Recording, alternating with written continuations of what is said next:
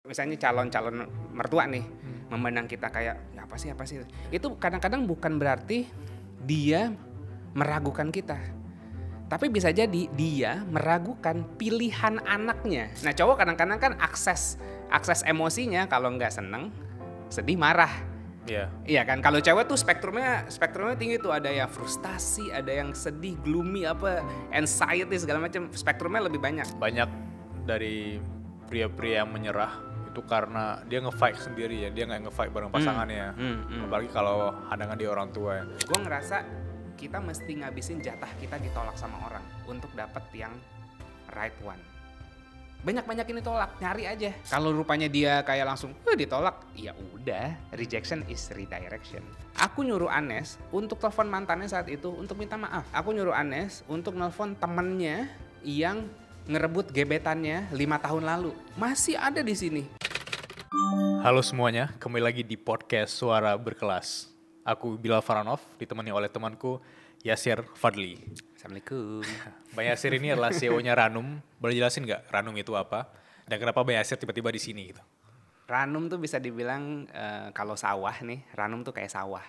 Sawah yang mau mematangkan dan mempertemukan para lajang. Jadi nanti kita lajang-lajang ini kita treat sebagai bibit-bibit unggul. Kita siram dia, kita pupukin sampai dia berbuah dan sampai buahnya ranum dan siap dipetik. Jadi kayak bisa dibilang disimplify-nya mematangkan dan menghubungkan para lajang. Biro jodoh lah. Biro jodoh, bahasa simpelnya ya. Iya, Gitu. iya. Dan FYI juga sebelumnya istri Bang Yasir ya udah pernah ke podcast Suara Berkelas, Coach Anes. Yes. Itu obrolan topik yang seru banget dan sekarang aku ketemu sama suaminya langsung ini Kita lebih deep ya karena POV cowok dan cowok. Nah, ya. kita kasih POV yang komprehensif. Iya, Gitu. iya. Aku langsung ke pertanyaan pertama. Aku baca studi dari Lemers di tahun 2011 yang berisi tentang status sosial dan hubungan antar pasangan ya. Dia menyebutkan kalau pria dari latar belakang ekonomi atau karir yang mungkin lebih rendah dibandingkan wanita, itu punya perasaan inferior. Dan kalau mau approach cewek atau deketin wanita idamannya, itu sulit. Kira-kira ada saran nggak? Karena Bang Yasir pernah ngalamin hal yang sama kalau nggak salah. Iya. Jadi aku kasih konteks dulu. Mungkin kelihatan pakai jas atau pakai jam tangan atau agak rapi gitu kan. Itu kan sebenarnya hasil dari kerja keras 10 sampai 15 tahun. Tapi sebenarnya aku tumbuh dari ya middle keluarga menengah lah gitu. Malah mungkin bisa dibilang cukup bertahta dan berharta, tapi nggak bisa nge-manage sourcesnya, nggak bisa nge-manage hartanya. Terus aku melihat dengan mata kepalaku sendiri bahwa percuma banyak uang aja kalau nggak bisa nge-manage-nya gitu. Jadi aku nggak begitu nge-value materialistik kayak uang, tapi aku nge-value hal-hal yang lain beyond that karena aku punya experience sendiri. Ini buat konteks aja gitu. Nah, tadi pertanyaannya, banyak orang based on study itu orang nggak pede karena status sosialnya gitu ya. Nah, mesti dilihat nih gitu, yang dikejar ceweknya yang kayak gimana, terus yang di value sama ceweknya kayak gimana. Misalnya gitu, aku sedikit cerita, Anes cukup privilege gitu kan, anak jenderal bisa dibilang gitu kan. Terus aku orang Padang, pedagang yang ngedate cuman pakai sandal jepit. Terus kadang-kadang papa mamanya almarhum, papanya Anes nanya, kesini naik apa gitu kan, naik Gojek gitu. Gitu. Sampai ada beberapa teman-teman yang kayak, lu sewa mobil dong Ser gitu, lu sewa mobil ngapel supaya kelihatan gitu. Iya ngapain gitu, mau sampai kapan gue berbohong gitu. Mendingan yang gue bawa tuh bukan, gue nggak bisa nih bukan berantem, ngadu harta dan tahta sama keluarga cewek gue. Yang bisa gue bawa adalah integritas gue sebagai manusia, value gue gitu. Gue punya visi yang jelas segala macam kayak gitu. Jadi kenapa cowok-cowok ini pada berasa inferior? Karena yang di value adalah uang, material. Itu penting. Aku nggak mau mendiskreditkan kayak lu kita nggak butuh uang, nggak segala macam, dengan segala kasus di Indonesia yang kayaknya agak sulit nih ekonomi gitu kan. Kita mesti tetap survive juga gitu dari segi finansial. Tapi balik lagi kalau ditarik ke belakang, kenapa dia ngerasa inferior? Karena yang di value adalah status sosialnya. Coba lepas dari situ, coba detach dari situ, terus ngomong secara kayak manusia antar manusia. Kalau kita ngomong manusia antar manusia, mau ngomong sama CEO, mau ngomong sama tukang Grab misalnya kayak gitu, sama aja sih gitu. Jadi sebenarnya yang melabeli inferior sendiri sebenarnya diri sendiri sih kayak gitu. Tapi kok bisa ketemu orang yang dari latar belakang mungkin secara status sosial lebih tinggi, tapi kan biasanya orang langsung dari kesan pertama, let's say, aku nggak mau berteman sama kamu atau apalagi mau PDKT nih sama kamu. Iya. Tapi kok bisa di tahap itu ngobrolnya, sehingga kita bisa melepas baju materialnya tadi. Jadi miskin boleh, tapi mesti tetap punya manner. Anggapannya gitu. Kita nggak bisa ngontrol kita lahir dari keluarga kaya atau miskin gitu. Oke, gue dari keluarga yang mungkin finansialnya agak struggle gitu kan. Tapi lu harus tetap punya manner. Manner lu itu bisa membawa lu ke semua tongkrongan lah, bisa dibilang kayak gitu. Jadi nah waktu itu sih memang karena gue ketemunya di Tinder. Di Tinder kan kayak kita bisa ngeset profile gitu kan. Nah itu juga perlu tuh personal branding. Personal branding di karir, di percintaan pun, relationship juga penting. Bukan berarti kita harus kayak berpura-pura ya. Tapi kita mendisplay keotentikan kita kayak gitu. Ya udah kalau ya sertifikat traveling, pasang foto traveling gitu kan, tulis terus ketemu Anes di Tinder. Ya kan karena di Tinder kan kayak gua anak siapa kan nggak ada kan. Jadi ya udah hajar aja gitu. Dan ya kalau misalnya ngelihat orang cuman dari ini kita jiper aja sih. Jiper terus sih kalau ngelihat dari sini. Jadi as long kita ngelihat dia sebagai manusia biasa, walaupun orang tuanya kaya, walaupun orang tua kita miskin, ya bergaul aja gitu. Values, attract values juga ya. Yes, betul. Tapi kan biasanya hadangannya di orang tua nih. Pasangan nih, kita masuk ke sisi yang menurut aku penasaran banget. Si Yasirnya oke, Coach Anesnya oke. Tapi kan hadangannya tuh betul orang tua, jenderal loh, tokoh besar Indonesia gitu. Pasti ngelihat nih anak siapa ya? Pasti ada orang yang sorry for saying ngelihat bebek bobotnya. Nah gimana strategi yang harus kita lakuin? Sangat wajar kalau lo jadi orang tua, anak lo mau dipinang sama orang pasti juga nanya dong. Benar. Iya kan? Jadi jangan langsung ngejudge kayak wah gue diremehkan. Kadang-kadang nih udah playing victim nih. Oke, gue kayaknya kerjaan gue kurang oke nih di mata orang tuanya gitu kan. Jadi setiap pertanyaan, padahal pertanyaannya genuine lo aja kayak kerjanya apa gitu. Jadi kayak offended, kok gue ditanya kerja apa segala, kadang-kadang gitu kan, kayak langsung ini. Padahal ya udah wajar orang tua nanya gitu kan. Nah, apalagi nih aku cerita sedikit ya. Apalagi aku dulu kerjanya pas masih kerja full time brand activation. Bapak-bapak umur 79 tahun mana tahu brand activation kan, gitu. Taunya ya udah marketing gitu, jualan segala macam gitu. Sampai-sampai ada satu cerita. Si ibu mertuaku dulu masih ibunya Anes gitu kan, nanya nih, aku udah jelasin beberapa panjang lebar kerjaanku gini, jadi bikin event apa segala macam. Jadi dia nggak ngerti gitu. Terus terakhir dia bilang gini, ini lucu sih. Terus kalau teman-teman ibu nanya, ibu ngomong apa kerjaan kamu gitu?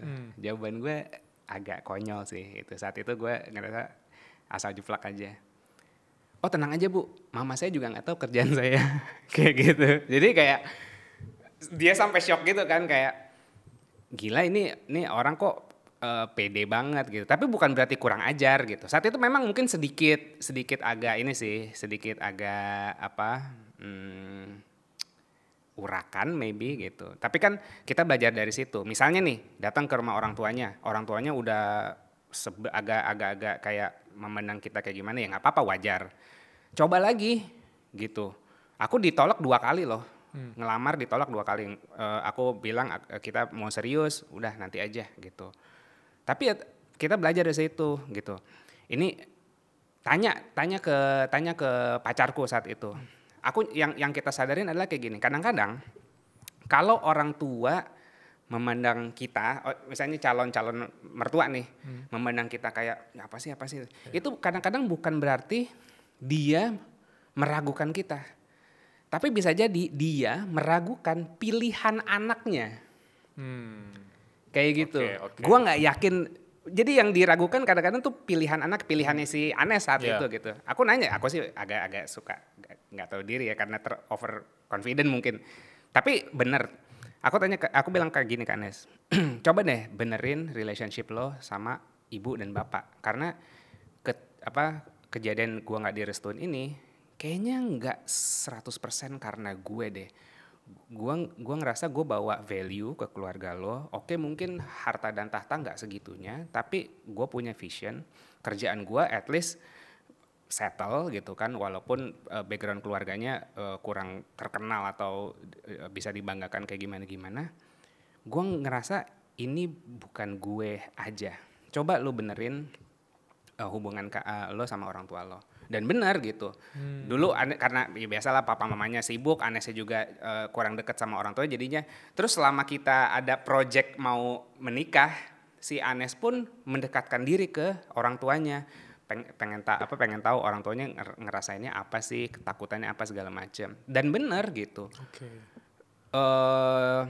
Bisa dibilang secara indirect ya. Orang tuanya nggak gitu yakin, kayak kamu yakin sama Yaser gitu. Nah Anesnya pun sendiri kalau kan yang viral itu kan di saat videoku presentasi di depan orang tuanya, H-1 dari video itu si Anes tuh udah presentasi duluan. Anes presentasi duluan kayak 3 tahun pacaran sama Yaser, apa aja yang udah bikin aku berkembang. Dulu Anes gemuk, sekarang mungkin masih gemuk tapi on progress lah. Tapi dulu gemuk banget, gemuk nggak sehat. Jerawatan gitu. Tapi aku nggak ngelihat only for her looks gitu. Aku ngelihat dia punya value, ngobrol kita nyambung. Terus dia presentasi tuh ke papa mamanya. Ini aku dulu berapa 85 kilo kalau nggak salah. Terus sekarang udah 70 kilo selama sama Yasa. Jadi dikasih tahu nih, gue pacaran bukan buat lalai ye doang gitu, tapi gue berkembang bareng sama Yaser, terus gue bikin bisnis bareng sama Yaser segala macem. Ya udah, akhirnya cukup terbuka kan hati orang tuanya. Jadi coba di balik lagi ke poin pertanyaannya, kalau misalnya lawannya orang tua, lawannya jangan sendiri, berdua sama pasangan lo. Karena bisa aja orang tua bukan 100% nggak percaya sama kita, kadang dia nggak percaya sama pilihan anaknya sendiri.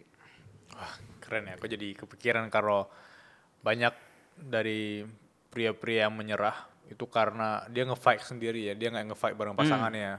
Apalagi kalau hadangan di orang tua ya. Kadang cowoknya nge-fight sendiri, kadang ceweknya yang nge-fight sendiri. Jadi ceweknya ada banyak nih yang DM yang masuk ke Coach Anes atau ke Instagramku kalau aku lagi bikin konten berdua. Ceweknya bilang gini, iya nih aku juga anak privilege gitu. Aku ngelihat cowokku pekerja keras gitu. Ceweknya percaya sama cowoknya gitu. Kita akan bisa striving dan kembang bareng gitu. Tapi dia jiper duluan sama orang tua gue gitu.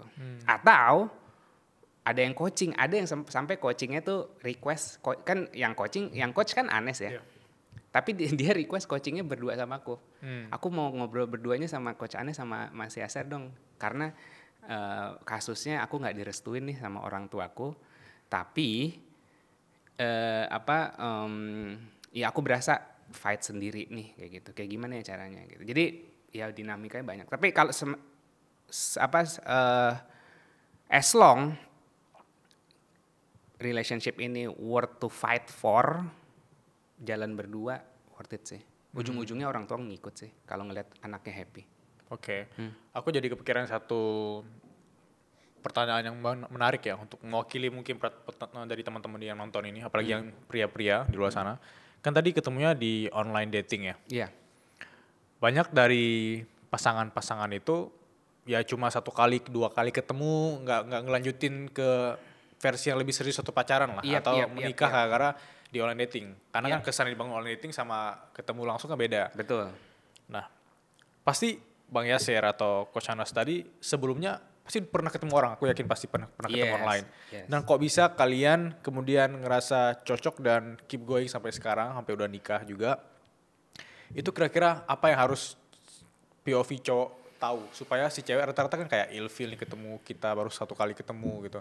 Apa yang mungkin kalau pertanyaan simpelnya kesalahan cowok-cowok di luar sana kalau ingin membangun kesan terhadap wanita yang baru pertama kali ketemu gitu. Oke. Itu berat sih, tapi aku penasaran dan bisa aku yakin teman-teman di luar sana Aku suka penasaran. ngetes apa ya, teman kencanku. Misalnya sebelum ketemu sama Anes, gue suka nyolot-nyolot dikit kayak gue mau ngetes berantem gue cocok apa enggak gitu, cara komunikasinya cocok apa enggak gitu. Misalnya dia punya hobi gitu kan, ya kan kalau ini saran juga nih, kalau misalnya main dating app or apapun itu di sosial media segala macam, kalau memang kalian lagi jualan diri kalian supaya nge-attract jodoh, kerjaan apa segala macam, tulis yang jelas gitu. Sukanya apa segala macam, karena kan semi anonimus gitu. Bahkan di Tinder yang jelas-jelas lu masuk Tinder mau nyari jodoh, tapi lu semi anonimus yang ngapain gitu, berarti kan fishy nih, ada niat-niat lain. Oke, itu kita kesampingkan.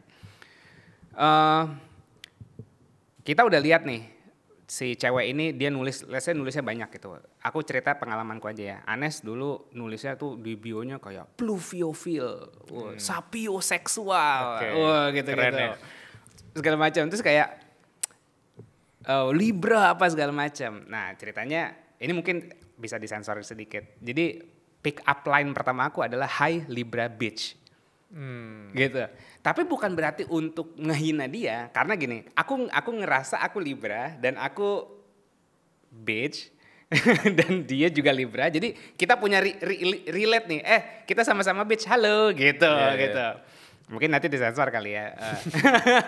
Nah terus kan dia ke-trigger gitu, siapa nih yang berani-beraninya ngomong kayak gini gue, tapi dalam konteks bercandaan dan artinya gue ngebaca profilnya gitu. Terus kayak aku ngetis dia, godain dia kayak sok-sokan lo sapioseksual, ngapain kecerdasan orang lo ukur-ukur, lo diskriminasi gitu kan. Kecerdasan tuh nggak bisa didiskriminasi, ada yang cerdas di sini, ada yang cerdas ini apa segala macam gitu. Akhirnya kita ributnya ribut sehat, dan itu sebenarnya fondasi yang bagus untuk relationship, karena nggak mungkin relationship baik-baik aja. Jadi kita mesti ngetes nih, berargumennya sehat apa enggak, kayak gitu. Jadi dan cewek suka diajak gitu ribut, ya? diajak ribut. Cewek suka tapi ribut yang kayak memang gini, ribut itu artinya lu vulnerable. Bener gak? Kalau kita lagi ribut kan kita vulnerable kan. Nah cowok kadang-kadang kan akses emosinya kalau nggak seneng, sedih, marah. Iya kan, kalau cewek tuh spektrumnya tinggi tuh, ada yang frustasi, ada yang sedih, gloomy, anxiety segala macam, spektrumnya lebih banyak. Cowok tuh vulnerable-nya agak susah gitu. Jadi pakai jalur berdebat itu bisa membuka vulnerability-nya cowok gitu. Jadi mungkin si cewek ini jadi lebih respect sama cowok, sama si yang ngajak debat, karena lo mau vulnerable ya sama gue. Cewek itu pasti selalu ngetes cowoknya supaya vulnerable. Ini pain point cewek-cewek nih. Aduh, cowok gua nggak bisa mengutarakan perasaannya, atau tiba-tiba diem, atau tiba-tiba main Mobile Legend berjam-jam diemin gua, atau tiba-tiba ngilang gitu. Padahal cewek tuh senang banget kalau si cowok bisa vulnerable sama dia. Menjawab gak pertanyaannya? Iya, kebayang. Kebayang ya. Jadi tapi banyak pria kan nggak mau terlihat vulnerable juga. Yes, memang harus dipilih-pilih juga. Nggak bisa sembarangan, karena itu bisa dibilang titik terlemah kita. Kalau kita misalnya lagi vulnerable, terus tiba-tiba si ceweknya ini nggak bisa nge-handle vulnerability kita, either dia kayak ke-trigger, traumanya dia ke-trigger, terus atau ngejudge balik, nah itu bye-bye. Gitu. Cowok kalau misalnya lagi terbuka nih, misalnya, kita kan jarang-jarang banget tangis ya gitu ya. Tapi sekalinya terbuka, itu tuh momen-momen krusial untuk bisa bonding secara emosional. Either bye-bye, or kayak gua mau mati bareng lo, kayak gitu loh. Ada satu momen waktu pandemi, aku nggak dapat kerja, ngelamar-lamar kerja segala macam susah. Tapi memang pilihanku sendiri tuh resign. Terus 3 bulan kosong gitu kan, wah tuh akhirnya aku nangis-nangis. Wah aku ngerasa gagal nih jadi suami, nggak bisa ini. Yang dilakuin Anes adalah take your time. Kita punya tabungan untuk 6 bulan ke depan. Tapi kalau gue maksain lo saat ini untuk ayo cari kerja, tapi sementara lo belum beres gitu, percuma. Gue mau lo cari kerja atau bikin bisnis orang ngelakuin apapun di saat kondisi lo prima. Itu di momen itu gue mati pun untuk istri gue mau. Kayak gitu. Jadi menjawab gak ya pertanyaannya? Sangat menjawab karena Sangat menjawab ya. menurut aku lu udah dapet sosok yang lu rela untuk berdarah, untuk mati. Karena bahkan di fase terendah si Yasser tadi yang 3 bulan ada kerja, dia nggak ada alasan untuk jatuhin lu atau komplain, tapi dia punya alasan emotional intelligence yang bagus untuk lu mending istirahat dulu, lu jangan stres terus.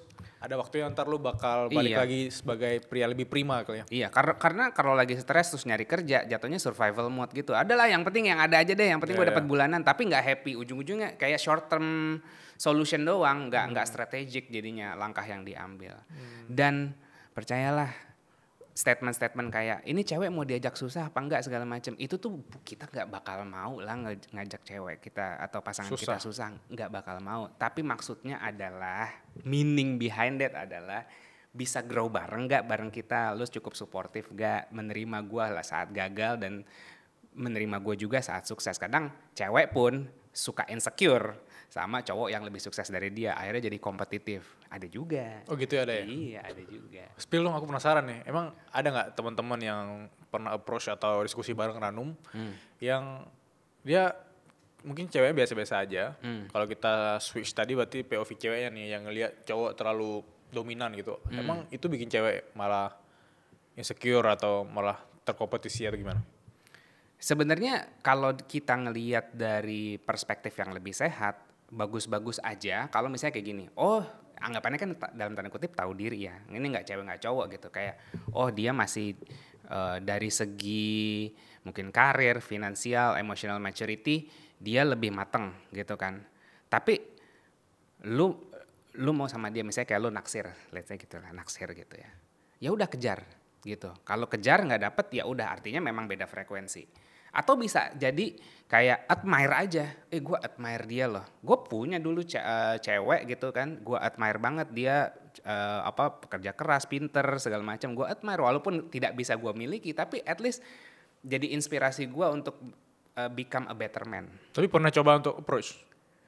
Gue tuh orang nggak tahu, malu banget di dunia ini mungkin. Kalau cewek, lo kan katanya mau macarin Ariel Tatum kan? Iya. Sikat bro. Panggil Dear Ariel Tatum. Bercanda. Orang malah serius nanti. Enggak, bercanda. Tolong mention Ariel Tatum, coba kenalan. Bercanda. Wah, jadi beban nih, bakal tayang soalnya. Tapi maksudnya gini, ini ya. Kadang-kadang kita nggak apa-apa tahu punya apa ya, kayak gue mau kayak dia gitu. Gue naksir banget sama Tara Basro waktu itu.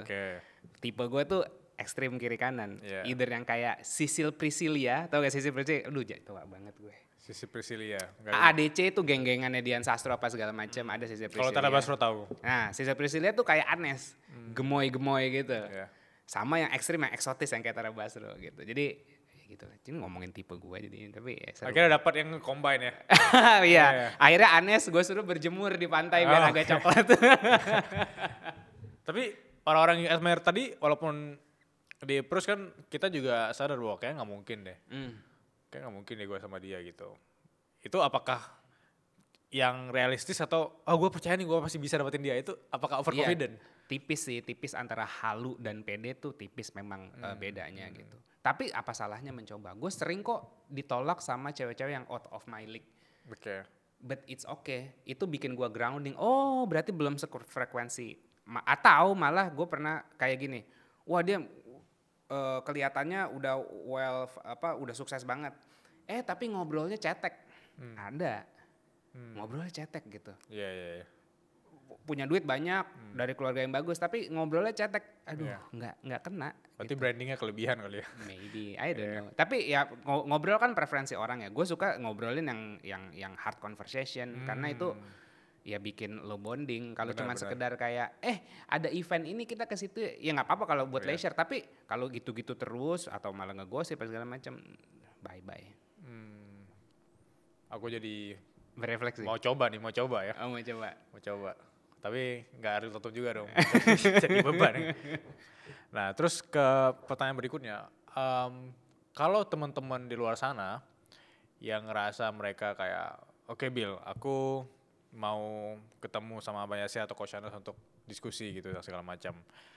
Kira-kira step langkah awal untuk yang punya trauma masa lalu. Ada orang yang mungkin udah ditolak 10 kali. Ada orang yang mungkin udah menjalani hubungan yang toxic relationship-nya tuh berkali-kali. Pasti ada fase mereka trauma dan untuk mereka restart lagi dari nol, kira-kira apa yang bakal disaranin oleh Yasir atau Coach Anas? Ya Bang Yasir dari POV cowok juga boleh. Aku mau ngasih perspektif. Kamu tahu pupuk tuh berasal dari mana? Dari kotoran. Dari kotoran ya? Iya, dari kotoran ya. Kotoran tuh kalau di hidup kita ya yang udah lama-lama toksik kan kotoran juga kan gitu. Itu tuh sebenarnya pupuk. Makin banyak lo gagal, harusnya lo makin belajar dari situ. Oh, gini, makin lo ditolak, lo makin sadar diri, oh ini lo jadi tahu, oh ini bukan yang gue mau atau ini bukan yang gue butuh. Jadi jadiin kayak rejection is redirection lah kalau kata orang pinter gitu kan, rejection. Kalau misalnya jadi nggak usah buang-buang waktu, kalau gue ditolak, oh ya udah emang bukan buat gue, belok sini, ditolak belok lagi sini gitu. Jadi bedanya yang orang punya trauma sama yang mungkin udah bijak gitu, dia ngolah kegagalannya, ketidakberuntungannya menjadi sebuah pelajaran gitu-gitu. Si Anes udah 22 kali kopi darat di Tinder. Kalau gue nggak ngitungin, tapi maybe mirip-mirip. Kalau gitu kayak ya. gitu misalnya lebih 50 itu. Yang ditolak juga banyak banget. Yeah. Tahu Michael Jordan kan? Michael Jordan kan dipuji-puji dengan segala macam prestasinya. Tapi dia bilang kayak, lo tahu gak gue miss shot gue berapa ribu kali? Ya kayak gitu sebenarnya. Jadi sayang aja kalau misalnya lu baru 1 kali 2 kali even 10 kali tapi langsung jiper, langsung nggak mau keluar dari situ. Ya ada sih beberapa yang memang jatuhnya klinis, jadi anxiety or depresi, ya seek professional help. Tapi aku di sini aku bukan mental health profesional, tapi aku bisa ngasih perspektif bahwa kegagalan tuh kayak pupuk pertumbuhan lo gitu. Pupuk tuh bukan yang wangi-wangi yang bagus-bagus kan, pupuk tuh bau, ya kan? Dari kotoran sapi, dari sampah mana, ya kan? Sama, trauma-trauma itu kan kayak sampah masa lalu lah, experience yang kalau di komputer tuh cookies atau apa tuh yang sering tiba-tiba memori kita penuh terus harus di-delete gitu kan. Yeah. Gue lupa namanya gitu. Tapi ya itu sebenarnya jadi pupuk buat pertumbuhan lo sih. Karena aku mikir juga kalau misalnya mau deketin cewek, aku malah overthinking, takutnya dia udah ada yang punya gitu. Nah untuk menanggulangi perasaan itu gimana? Karena misalnya kalau high aja kita udah perasaan I have boyfriend gitu. Jadi awkward gitu. Gimana menurut Bang Yasir? Ini yang gue bingung sama anak. Gue nggak tahu ya. Gue mungkin ekstrim yang too confident or too courageous. Tapi yang gue bingungin adalah gini, kenapa sih orang malu nanya? Padahal dulu tuh peribahasa malu bertanya sesat di jalan kan, itu basic banget kayak gitu kan. Dan untuk cewek-cewek kalau ditanyain kayak ditanyain cowok kayak lu udah punya gebetan apa enggak, ya jawab aja so what gitu. Kayak ya gue belum, gue udah, biar kita juga tahu gitu. Oke, saingan gue ada berapa orang nih. Cowok tuh suka tahu berkompetisi. Misalnya kalau dia nggak mau berkompetisi, ya berarti kan ya udah gitu, ya kan. Jadi kalau overthinking nanya, ya kan. Overthinking ya do action gitu, nanya lo udah ada yang deketin lo apa enggak. Mungkin bisa dibumbuin kayak gini, gua orang yang cukup terbuka, kalau emang ada yang deketin 2 orang 3 orang, it's okay, kita kenalan dulu. Terbuka aja kayak gitu. Jadi kadang-kadang kan cewek nggak mau nih kayak, wah gue lagi dideketin 3 orang, terus ada yang nanya, ada yang lagi dideketin nggak? Terus dia kayak, enggak ada yang deketin. Kan jadi misunderstood. Bilang aja ada yang deketin gue gitu, yuk kenalan dulu. Kayak gitu. Nanya aja simply. Ada pertanyaan simple dari POV Gen Z, dari aku sama Adit tadi ya, yang tanya ke Bang Yasir sebelum podcast. Sebenarnya kenapa ya kayak rata-rata kita yang masih Gen Z ini, misalnya aku lagi lihat cewek yang, wah nih kayak aku kenal nih cewek, terus pinter, good looking lah segala macam. Aku mau say hi aja, itu udah kayak takut banget. aku kalau mau say hi dia, bisa jadi nanti pikiran aku, wah ini apaan sih si cowok ini tiba-tiba panggil aku segala macam. Overthinkingnya bukan di kita overthinking gitu. Itu wajar gak sih? Dan apakah millennials itu relate? Karena aku ngerasa misalnya aku lari di GBK, ada lihat, wah si dia nih aku tahu dia. Mau approach aja jadi canggung gitu loh. Iya. How? Karena fokusnya ke perasaan atau kepikiran sendiri, jangan ke situ. Kalau lo memang tertarik sama si cewek ini, lihat dia apa yang menarik dan apa yang bikin lo penasaran. Genuine aja, misalnya kayak sepatu lari lo bagus deh. Saya di GBK gitu. Kayaknya empuk deh gitu. Emang genuine atau ya semi genuine untuk nyari conversation juga nggak apa-apa. As long lo orangnya people person dan genuine mau penasaran sama apa yang ada yang lo lihat atau yang lo pikirkan, tanyain aja gitu. Kadang-kadang yang bikin takut adalah lo mau nanya untuk diri lo sendiri. Jadi kayak pikirnya perasaan dan pikiran lo sendiri kayak gitu. Tapi kalau misalnya simply, lucu nih, itu Apple Watch versi berapa sih? Misalnya kayak gitu, why not? Dari small talk gitu, bikin, misalnya itu kan in real life kan gitu. Emang opening buat ngobrol mungkin agak challenging karena kecuali kalau teman atau di sosial media kita bisa lihat feed-nya, Benar. ya kan? Kita bisa lihat feed-nya, terus ya sama. As long juga grooming lu juga nggak yang urakan segala macam gitu kan, dan cara nanya lu juga benar dan sopan gitu. Ya treat dia sebagai temen sih gitu.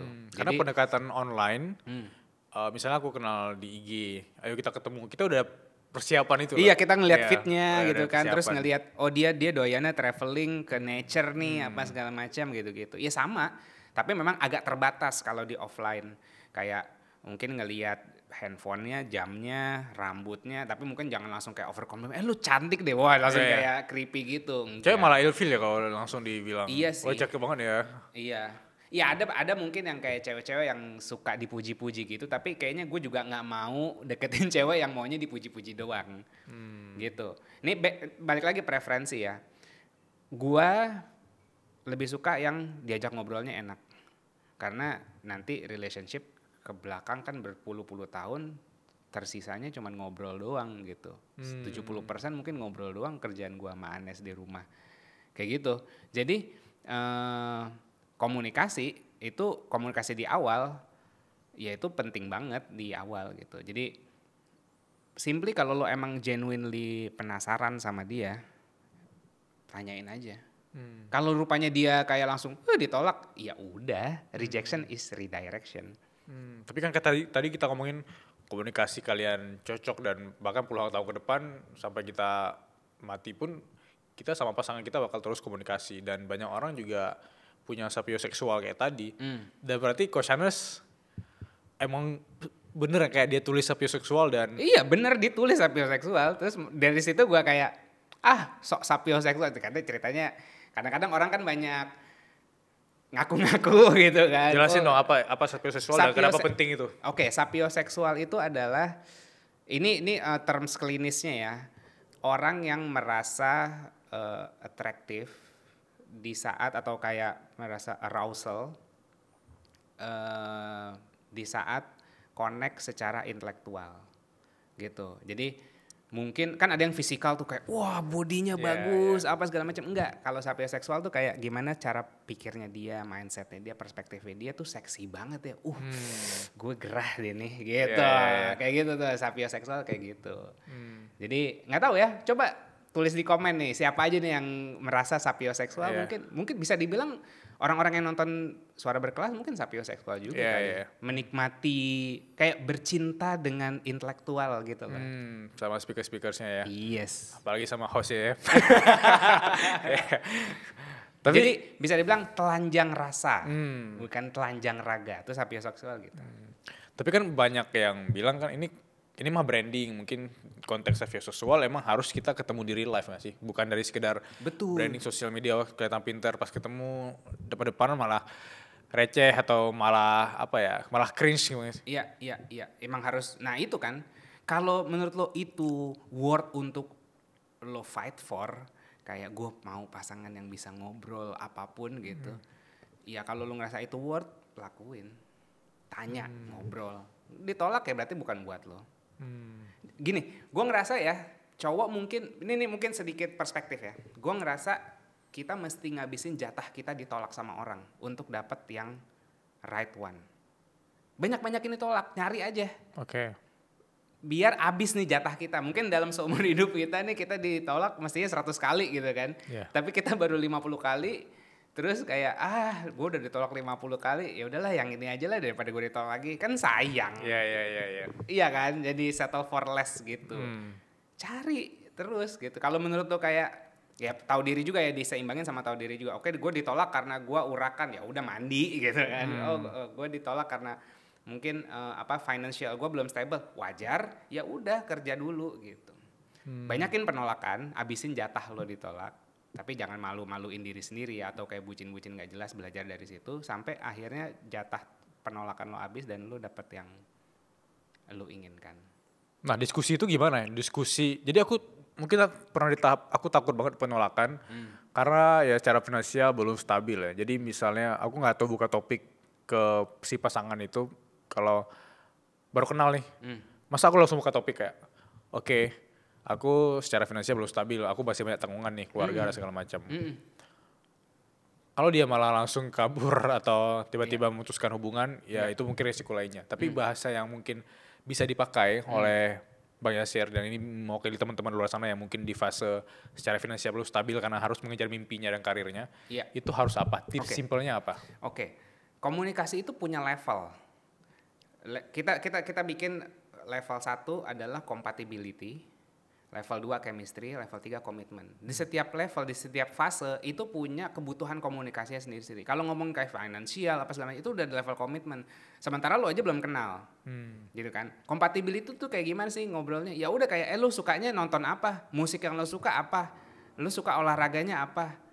Makan lu suka jajan apa? Itu compatibility. Atau kayak menurut lo ngomongin view filosofi, kayak tergantung apapun itu compatibility gitu. Itu masuk ke ranah kompatibel. Kalau datang kayak aku tuh pengen menikah, aku ingin pinang adek nih, tapi aku udah kayak itu kan udah masuk obrolan di fase komitmen kan. Kayak gitu. Jadi setiap fase tuh ada komunikasi sendiri. Tadi compatibility. Nanti mungkin bisa nih kita spill di iya, ya kan? Karena Bang Yasir kan juga nulis kali ya. Yes, nanti bisa dibaca tuh. Compatibility, chemistry. Di saat fase chemistry kayak gimana, apa aja yang benar-benar nge-trigger emotion, vulnerable, saat yang vulnerable. Itu chemistry tuh. Gimana lu nge-handle chemistry satu sama lain gitu. Baru komitmen tuh ya udah. Oke, kayaknya kita udah kompatibel, chemistry udah dapet. Oke, gimana kita menjalani hidup yang lebih realistis. Jangan cuman kayak cinta-cintaan doang. Tapi gue mau relationship ini tetap hidup. Dari level survival sampai level aspirational gitu. Mau jadi apa nih kita berdua gitu. Tapi ya survivalnya basic needs-nya di amanin dulu. Kayak gitu. Jadi coba pelajarin beberapa fase komunikasi. Ada di fase compatibility tuh gue harus nanyanya apa, chemistry nanya apa, komitmen nanyanya apa. Kasih contoh studi kasusnya deh. Jadi compatibility kayak gitu ya. Yang kayak nanya-nanyain hobi, terus nanyain lifestyle, chemistry apa segala macam gitu. Bisa jadi orang selesai di situ kan. Bisa jadi orang langsung bikin tembok di situ kan. Bagus. Bagus. Artinya gue nggak tahu ya, gue ngelihat penolakan tuh bagus karena artinya gue nggak buang-buang waktu lagi. Iya kan, kayak gue demen nih sama lo, gue nggak demen sama lu, nggak demen sama gue. Ya udah deh, gue nggak usah buang-buang waktu. Gitu loh.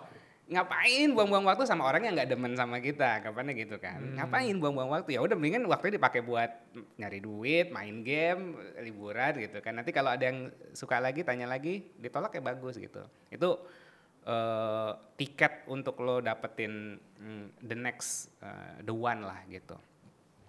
Tadi apa ya pertanyaannya? Compatibility. Compatibility dan studi kasusnya Bang Yasir gitu. Ya itu tadi nanya-nanya. Chemistry itu kayak pertanyaan-pertanyaan yang nge-trigger. Misalnya kayak trauma lo di masa lalu apa aja sih? Keluarga lo kayak gimana? Apa yang ngerasa lo sedih? Apa yang ngerasa lo seneng? Kayak gitu-gitu. Yang ngebuka emotion, yang ngebuka ini gitu. Dan ya chemistry juga. Nah ini dari sentuhan fisik juga bisa. Tapi kalau yang nggak di jalur untuk sentuhan fisik juga nggak apa-apa gitu. Kita tanpa sentuhan pun udah berasa nih chemistry-nya. Dan kadang-kadang ini balik lagi aku ingetin yang butterfly in my stomach itu bukan berarti he's the one atau she's the one, itu bisa aja reaksi emosional lo bahwa lo takut atau nggak nyaman, simply kayak gitu. Bukan kayak butterfly in the stomach, oh ini artinya cinta sejati gue, nggak kayak gitu. Kayak gitu. Komitmen ya udah hal-hal yang kayak untuk menunjang relationship ini tetap hidup. Kayak gitu. Oke. Kita langsung masuk ke 3 Q&A session nih. Oke. Pertanyaan pertama dari Iska Anggita. Dia tanya, halo Mas, aku mau nanya, aku udah nikah 6 tahun sama suami aku, tapi aku merasa nggak nyaman sama keluarganya gitu. Kira-kira simple actionnya apa yang harus aku ambil? Ini berat nggak sih pembahasannya? Iya, keluarga itu complicated. Tapi yang aku saranin, nggak tahu ini kalau memang bisa jaga jarak, jaga jarak. Kadang-kadang tuh, ini experience-ku ya. Aku bisa sayang sama mamaku kalau aku nggak satu atap sama dia. Kalau satu atap berantem mulu. Tapi kalau nggak satu atap, ini kayak sayang mama gitu kan, kirimin makanan dong, aku kirimin GoFood apa. Tapi kalau udah di satu atap berantem, ya mungkin emang nggak bisa satu atap gitu kan. Jadi ambil jarak kalau sama keluarga, kalau misalnya nggak ini. Kalau misalnya nggak punya privilege untuk bisa ambil jarak, artinya kan ambil jarak, bisa ambil jarak dari secara fisikal, berarti dari geografikal, dari rumah atau pindah kota apa segala macam. Oh, gua harus tetap sama mertua gitu. Set the rules di rumahnya. Aku punya cerita. Jadi pasangan suami istri, temanku gitu kan. Tapi masih tinggal sama orang tuanya gitu. Orang tuanya ribut mulu nih. Cewek cowok masih ada gitu kan, ribut mulu setiap. Terus istrinya kan, gila ya, masa gue tinggal di environment yang bapak lu berantem mulu di depan mata gue gitu kan. Akhirnya mau gimana? Ya diobrolin bareng. Kita nggak bisa nih, kita harus ngejaga peaceful di rumah gitu kan. Ya udah deh, kalau mau berantem bisa gak di kamar gitu. Pokoknya set boundaries aja gitu kan. Tapi kan memang gue akuin orang tuh kadang-kadang kalau kita minta boundaries, orang tuh kadang-kadang ke-trigger. Oh lu mau jauh-jauh dari gue, nggak sayang lagi apa segala macam. Padahal sebenarnya boundaries tuh penting untuk keharmonisan rumah tangga. Jadi set boundaries. Tapi mungkin sebelum ngomong mesti dicatat dulu tuh. Kadang-kadang kan ini kan hard conversation ya sama orang tua lagi gitu. Jangan langsung kayak Bapak Ibu mau ngomong, enggak, obrolin dulu sama pasangannya. Apa aja nggak kita nyaman, bolehlah ditulis gitu yang nggak kita nyaman, ini yang pengen kita, terus pikirin solusinya, kita propose solusi kayak gini gimana ya gitu. Ya udah, habis itu ngobrol bareng, ini ya kayak presentasi gitu, tapi mungkin nggak seheboh pakai PowerPoint lah gitu. Kayak gitu sih. Jadi direncanakan matang-matang, tetap respect, tetap sopan, tapi tetap ekspresikan batasan-batasan yang lo butuhkan. Oke. Bagus ya, karena menurut aku hambatan terbesar itu justru karena kita ngerasa kalau sama orang terdekat kan ekspektasi kita segini nih, tapi mungkin sikap dan tindakan mereka, apalagi kalau satu atap, malah di bawah ekspektasi, jadi malah main emosi gitu ya. Iya. Sama mungkin kasih tahu efek dominonya. Mungkin kadang-kadang orang tuh kalau dikasih tahu gini, gua nggak boleh gak kita jangan begini gitu ya. Kadang-kadang emang kenapa gitu? Kasih efek dominonya. Soalnya kalau lo begini, nanti bakalnya jadi begini, ntar begini. Mau gak lo? Nggak mau. Ya udah, jangan sampai kayak gitu. Yuk kita prevent, kita putus rantainya di sini. Kayak gitu mungkin bisa jadi salah satu jurus juga tuh buat ngobrol. Oke. Kita masuk ke pertanyaan kedua. Pertanyaan kedua dari rska.di26. Halo, saya cewek, usia 28 tahun. Saya mau menikah tapi masih kepikiran sama mantan saya yang udah pacaran 7 tahun. Gimana caranya saya agar lebih fokus sama pasangan yang baru saya ini? Gitu. Karena konteksnya ini susah move on kali ya. Tapi dia udah punya pasangan baru gitu. Makanya ini foto profilnya ditutup nih.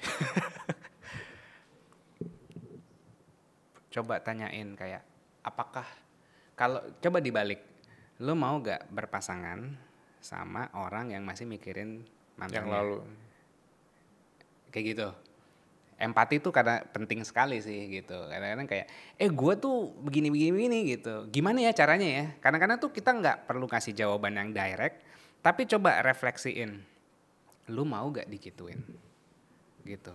Oh ya gue nggak mau digituin, tapi memang masih di sini gitu. Berani gak ngomong sama hard conversation sama pasangan lo? Gue tuh masih kepikiran mantan gue. Atau ngomong sama psikolog gitu kan? Iya. Gitu. Atau ngomong, aku tuh sama Anes kayak, masih kepikiran gak sih sama mantan lo gitu? Ya ada nih bagian ini nih, gue ada kesel sama ini. Aku nyuruh Anes untuk telepon mantannya saat itu untuk minta maaf. Aku nyuruh Anes untuk nelpon temennya yang ngerebut gebetannya 5 tahun lalu. Masih ada di sini. Gua nggak mau berhubungan sama lo, tapi lo masih simpen grudge di sini. Karena ini akan mempengaruhi behavior kita.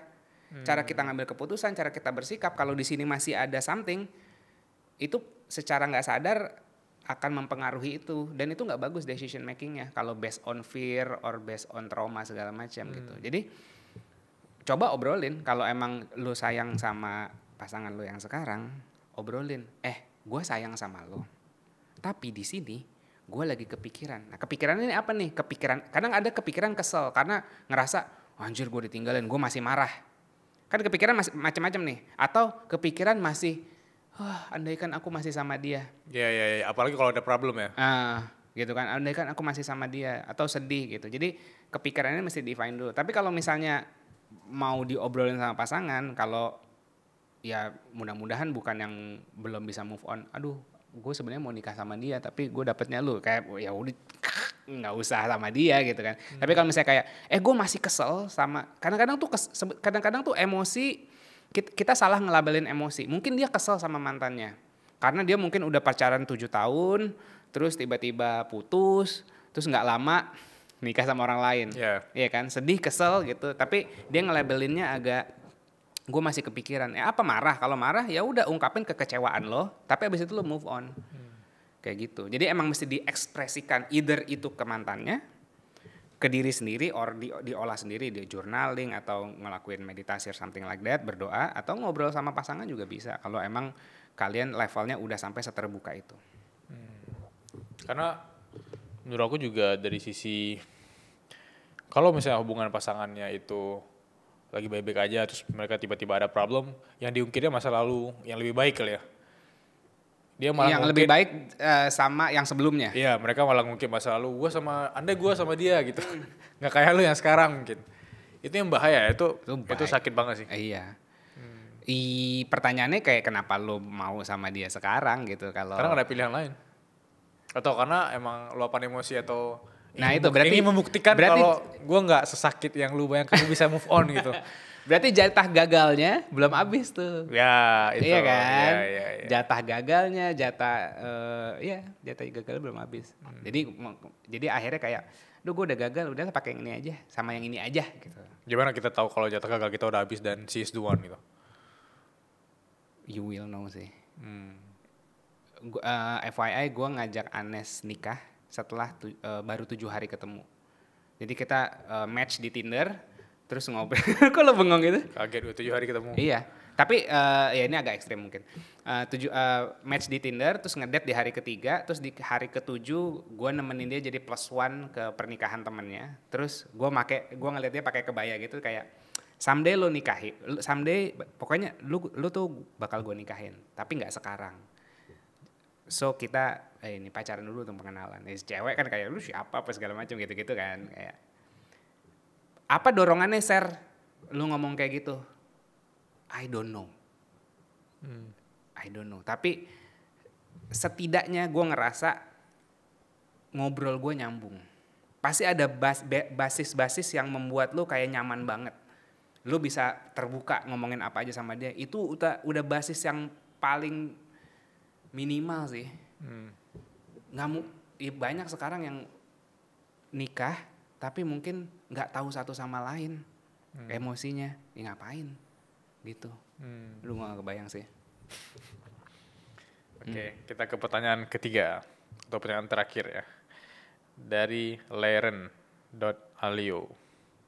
Kak, boleh share nggak gimana caranya aku bisa dapat pasangan yang lebih berkualitas? Sekarang aku secara finansial aman-aman aja, tapi aku orangnya introvert untuk nge-approach wanita yang aku sukai. Hmm. Masih kayak pertanyaan awal kita, tapi ini konteksnya secara finansial udah oke.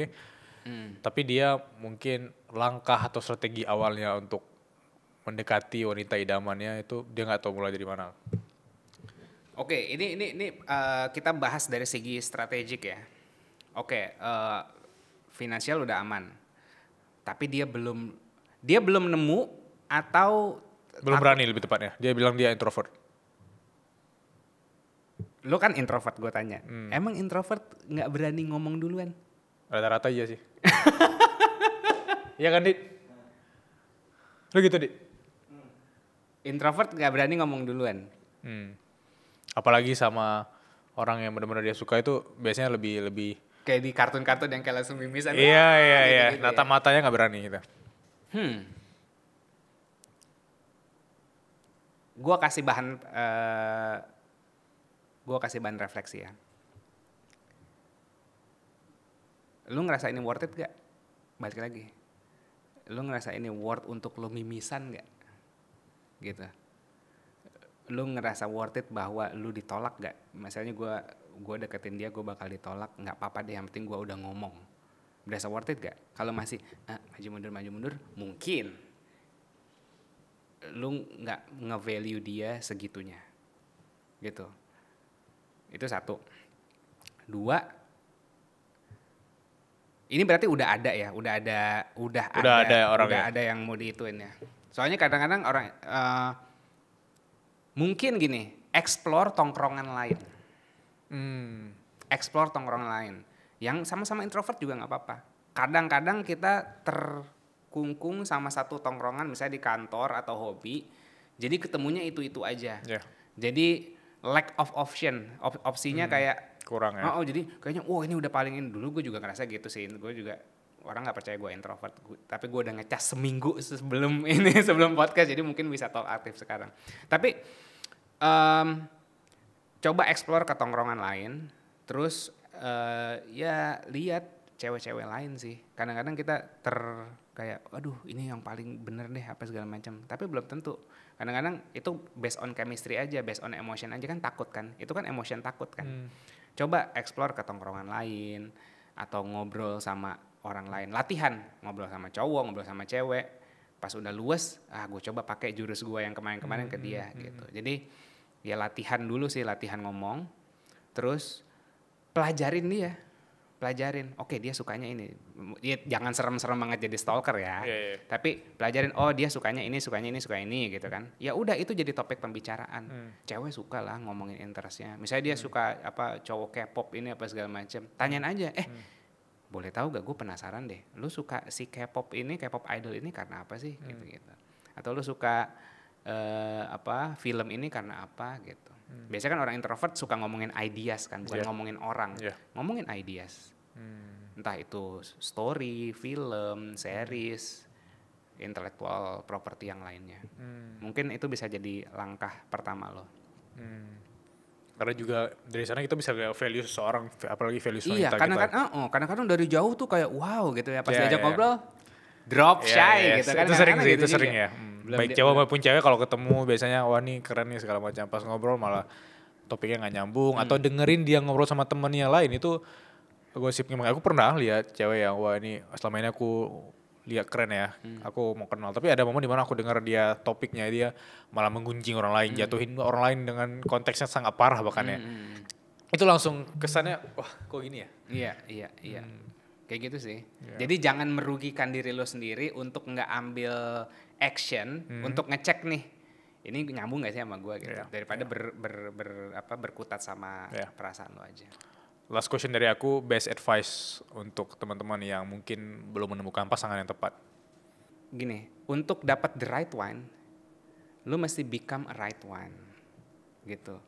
Lo jadi bayangin gini, gue mau dapet cewek cantik, kaya apa segala macam. Ya jadi mungkin ya jadi cowok cantik, cowok ganteng dan kaya, anggapannya biar sekufu nih, sejajar gitu kan. Jadi tempatin diri lo untuk nge-attract orang-orang yang mau lo attract. Kayak gitu, jangan cuman mau-maunya doang, tapi kayak gue berdiri sejajar nih. Kalau mau kelihatan kan gue nggak mungkin di bawah meja atau gue di atap kan. Kalau lo mau kelihatan sama orang yang lo mau dilihat dia, kayak hey halo kita sejajar nih gitu. Ya udah, tempatin diri lo di situ. Fokus sama diri sendiri, kembangin diri sendiri gitu kan, sampai akhirnya lo nggak usah capek-capek ngejar, tapi lebih ke memilah. Kayak gue tahu kalau gue deketin dia gue diterima, tapi ntar aja. Asik gak kayak gitu? Asik gak? Thank you Mbak Yasir atas insight-nya. Aku bakal baca lebih detail ntar, ada e-booknya juga ya. Yes, jangan takut mencoba. Jangan takut mencoba. Alright, thank you. Sehat terus, salam untuk Coach Charles juga. Sampai jumpa semuanya, terima kasih.